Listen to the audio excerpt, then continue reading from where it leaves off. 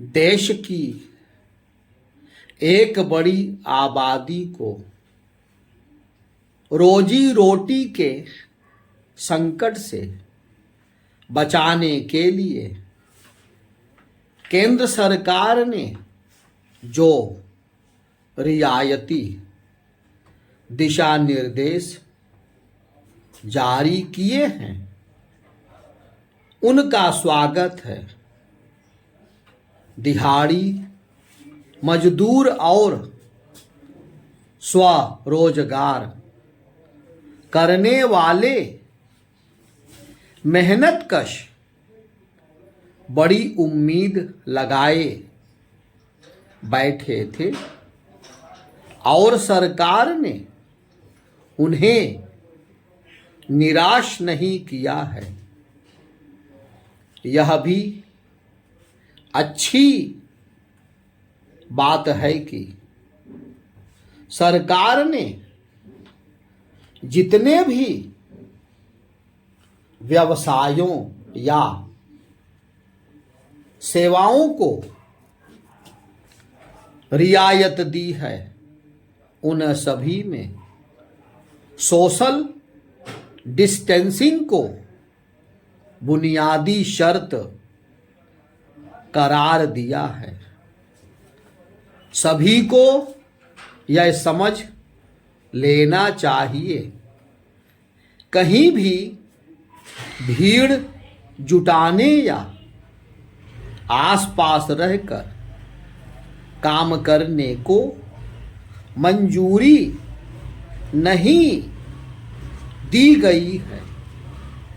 सरकार के दिशा निर्देश सिर्फ उन मजदूरों कामगारों के हित में है जिनके लिए लॉकडाउन के दिनों में पेट पालना मुश्किल हो रहा था।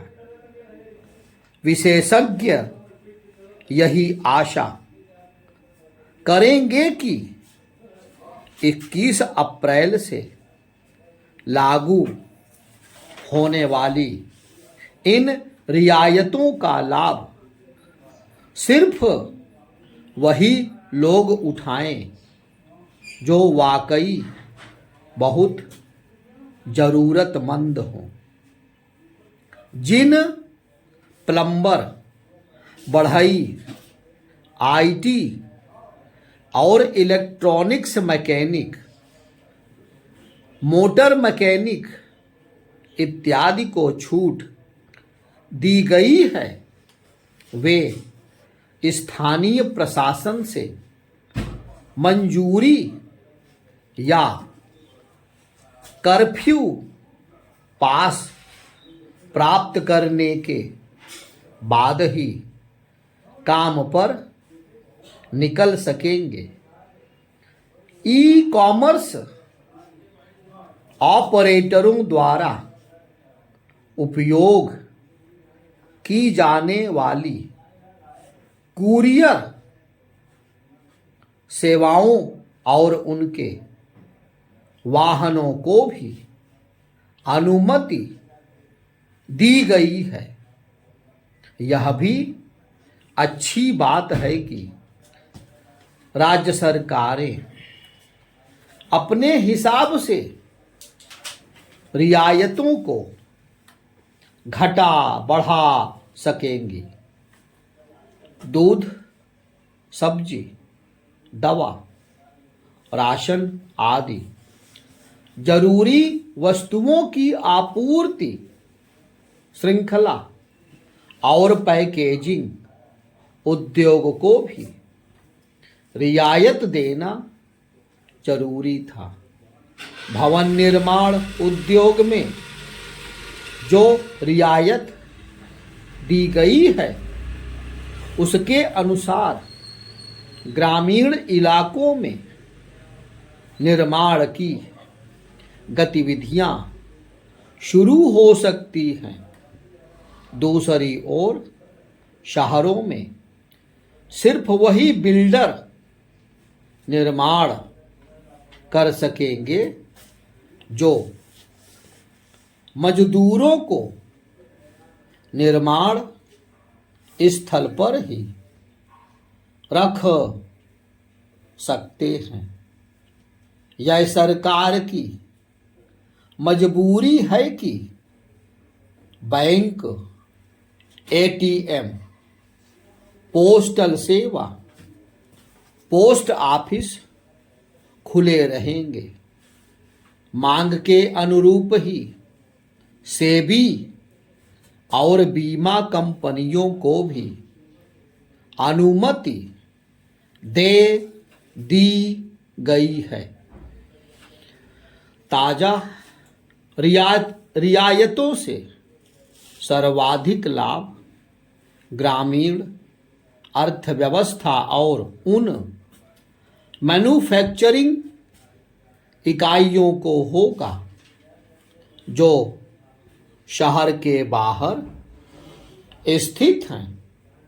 सेज यानी स्पेशल इकोनॉमिक जोन और औद्योगिक नगरों में स्थित इकाइयों को काम फिर से शुरू करने में सहूलियत होगी।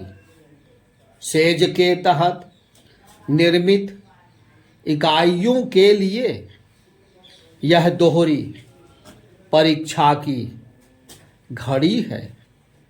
एक ओर जहां वे आबादी से दूर रहकर अपनी उपयोगिता साबित कर सकती हैं, वहीं दूसरी ओर उन्हें बेहतर निर्माण क्षमता से देश को भी संबल देना है।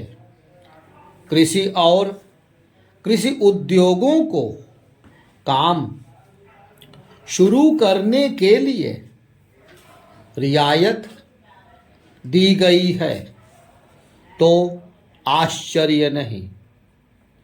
कृषि देश की बुनियाद है। सबसे बड़ी खुशखबरी तो मनरेगा के तहत कार्यों को दी गई मंजूरी है। गांवों में रहने वाले जरूरतमंद भारत को इससे बहुत सहारा मिलेगा। सरकार ने रियायत देते हुए एक जोखिम भी उठाया है। अतः जरूरतमंद लोगों को इनका सदुपयोग करना चाहिए ताकि रियायतें कायम रहें और बढ़ें भी। उनके सामने जिम्मेदारी न केवल अपने जीवन और परिवार के संरक्षण की है, बल्कि उस सरकार की लाज भी रखनी है जिसने उन्हें रोजी रोटी के संकट से निकालने का जतन किया है।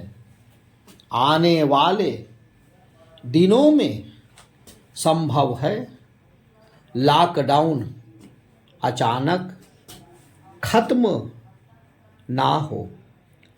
कोरोना वायरस की दवा के आने तक जीवन सामान्य ना चले। अतः यह हर नागरिक का कर्तव्य है कि वह सरकारों के दिशा निर्देशों की पालना करे। ध्यान रहे, हमें जान भी बचाना है और जहान भी।